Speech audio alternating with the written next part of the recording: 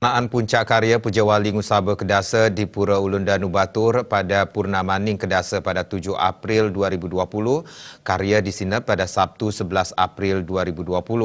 Akibat pandemi COVID-19, pelaksanaan karya yang biasa berlangsung selama belasan hari dipersingkat menjadi 7 hari dari 4 sampai dengan 11 April 2020.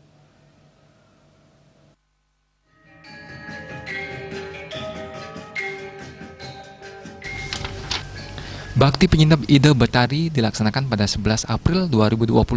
Pada penyineban digelar upacara Meprani. Meski waktu pelaksanaan karya dipersingkat hanya seminggu, seluruh rangkaian upacara tetap dilaksanakan sebagaimana karya sebelumnya. Ediatnya tetap dilaksanakan semua, tidak ada yang ditiadakan. Suasana penyineban tidak seramai biasanya di tengah himbauan pemerintah untuk beribadah di rumah sebagai upaya memutus rantai penularan COVID-19.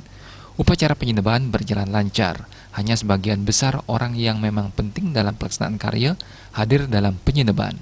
Sebagian besar mereka yang hadir mematuhi protokol standar antisipasi COVID-19 seperti menjaga jarak fisik dan mengenakan masker.